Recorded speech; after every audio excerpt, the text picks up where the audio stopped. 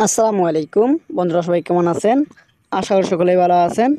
আপনারা ভিডিওর টাইটেল ও থাম্বনেল দেখে বুঝে গেছেন ভিডিওটি কোন বিষয়তে চলছে। বন্ধুরা, মোবাইল আমরা প্রত্যেক ব্যবহার করে থাকি। তো অনেক সময় আমাদের মনে হয় যে কিছু কিছু নাম্বারে আমাদের কল রেকর্ড করার প্রয়োজন। তো অনেক সময় দেখা যায় আমরা ভুলেই যাই, কিছু নাম্বার কল রেকর্ড করার কথা আমরা করি না।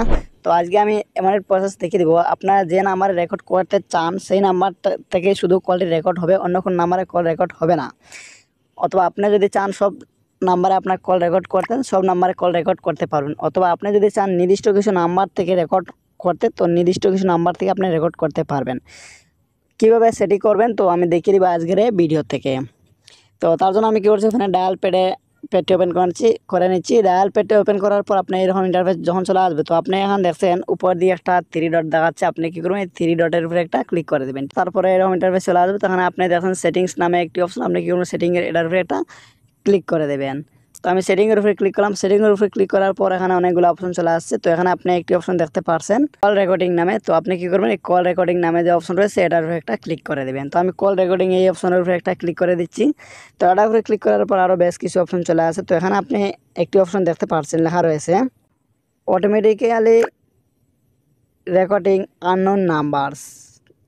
তার মানে আপনি যদি এই অপশনটি অন করে দেন, এখান থেকে আপনার অপরিচিত যে কোনো নাম্বার থেকে ফোন দিলেই অটোমেটিক রেকর্ড হতে শুরু করবে।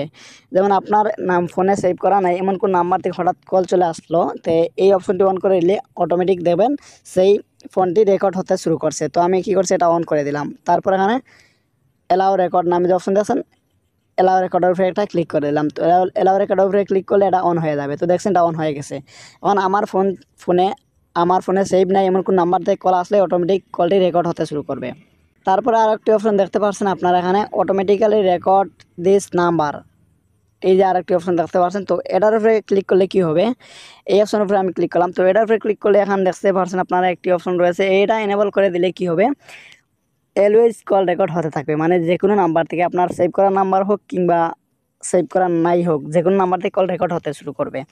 আর আপনি যদি এখান থেকে চয়েস করে দেন যে আপনি কিছু সেভ করা এমন নাম্বার আছে যে নাম্বারগুলা চান শুধু সামান্য কয়েকটি নাম্বার, যে এই নাম্বারগুলোর কল রেকর্ড করতে চান, তো আপনি এখান থেকে চয়েস কন্ট্যাক্ট এটার উপরে একটা ক্লিক করে দেবেন। এটার উপরে ক্লিক করলে কী হবে, এটার উপরে ক্লিক করে আপনার এখানে সেভ করা যে নাম্বার থেকে আপনি কল রেকর্ড করতে চাচ্ছেন, দেখছেন ডায়াল প্যাড চলে আসছে, সেভ করা নাম্বার সব চলে আসছে। এখান থেকে আপনি যে নাম্বার থেকে কলটি রেকর্ড করতে চাচ্ছেন শুধু সেই নাম্বারটি দিতে পারবেন।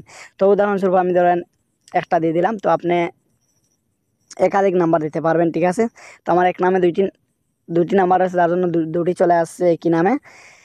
তো এখানে আপনি চয়েস কন্ট্যাক্ট এটার উপরে ক্লিক করলে আবার আপনি কী করবেন, আবার আপনি আরও নাম্বার দিতে পারবেন। তো দেখেন ক্লিক করলাম, তো আপনি যতগুলো নাম্বার দেওয়ার ইচ্ছা সব দিতে পারবেন, ঠিক আছে।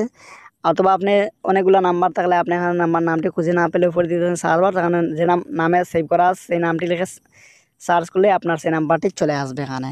তো দেখতে পাচ্ছেন এখানে আমি দুইটি নাম্বার দিয়ে দিয়েছি। তো এই দুটি নাম্বার থেকে কল আসবে, অটোমেটিক আমার ফোনে রেকর্ড হতে শুরু করবে। তার বাইরে কোনো নাম্বার থেকে আমার ফোনে কল রেকর্ড হবে না, ঠিক আছে। আর এই দুটি অপশন এনেবল করে দিলাম আমি। তো আপনি চাইলে এই দুটি অপশন এনেবল করে দিতে পারেন। তো আশা করি আজকের ভিডিও বুঝতে পারছেন। তো আজকের ভিডিও পর্যন্তই। ভিডিও ভালো লাগলে চ্যানেল সাবস্ক্রাইব করে পাশে থাকবেন এবং কমেন্ট করে জানাবেন আপনাদের কোন ধরনের ভিডিওর প্রয়োজন। ধন্যবাদ সবাই।